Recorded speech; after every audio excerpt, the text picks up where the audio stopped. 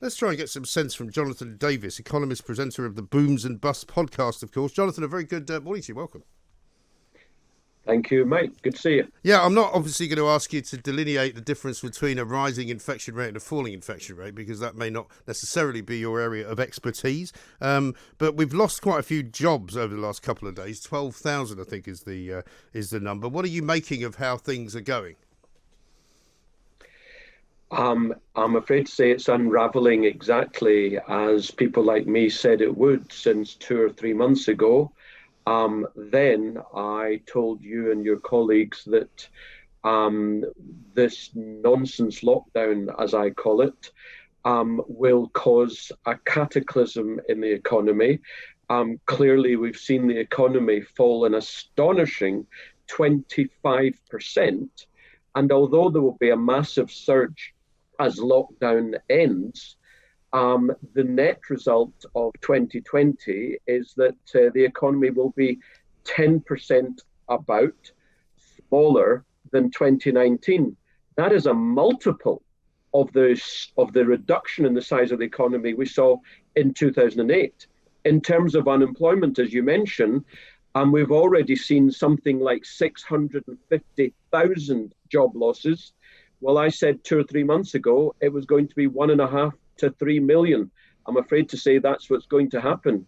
On top of that, post-lockdown, post the surge, we're going to see extremely lackluster economic growth, if any, for years. So expect long-term recession. What would you say, though, to those who would also say, from the other side of the coin, that if the government can spend its way out of this particular problem, then surely that's what they should do? And part of Boris Johnson's New Deal that he spoke of this week is about to do that. 5 billion quid that he's going to put into the economy. I know that that's probably what you're going to describe as a drop in the ocean, but it's a start, isn't it?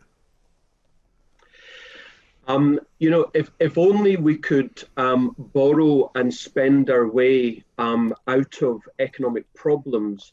If that were true, then Zimbabwe wouldn't have hundreds of percent per annum inflation. It wouldn't be an economic basket case. Venezuela would be the most powerful economy on the planet. It's absolute arrant nonsense.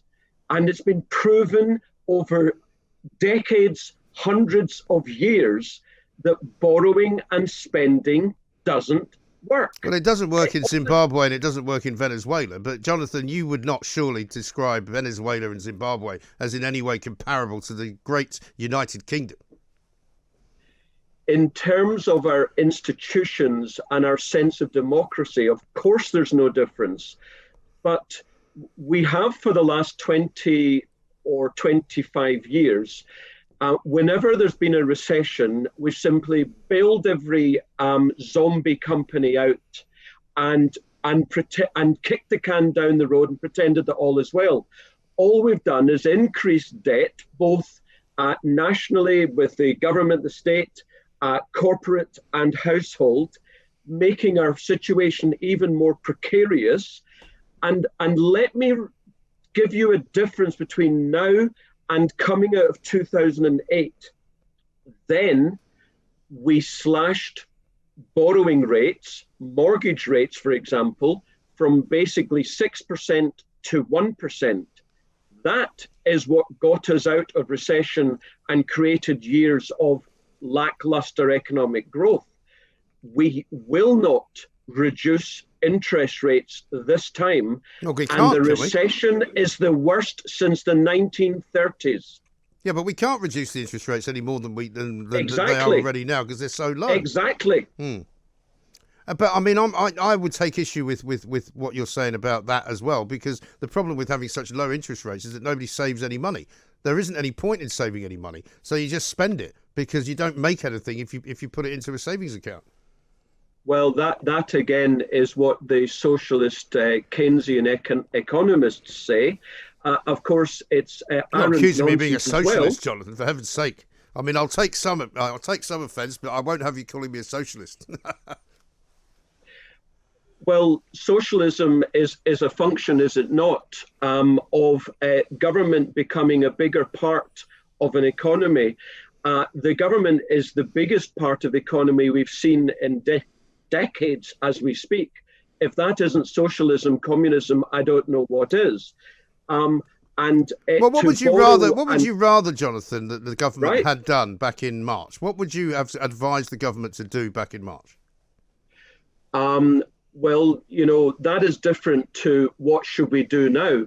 What we should have done back in March. What should they have done, though? We shouldn't have locked down, as indeed many other countries didn't lock down.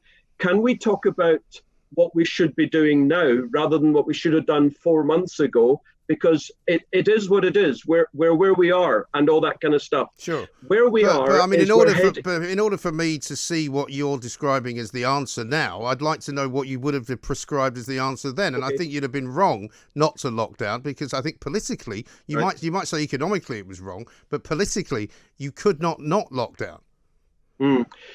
Well, that's funny, because these are some of the countries off the top of my head who didn't lock down.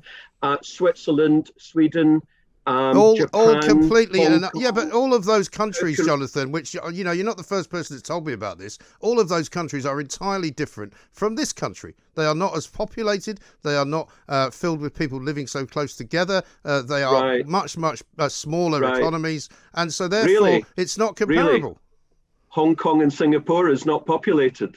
No, they're not as populated as Britain. It's a very small place. Hong Kong is tiny, as is Singapore. Yeah. Yes, they are tiny. And Hong Kong, for example, is a fraction the size of our economy. And yet, our island, Jonathan, listen. And yet they have 9 million people. Yeah, but the point is, people do not travel through Hong Kong in the way that they travel through London. People do not travel through Singapore as the way they travel through London. Okay. And that is simply a bogus argument. So don't make it, please. So we disagree on that. Where do we go from there? Well, what do you think we should do now then? Right.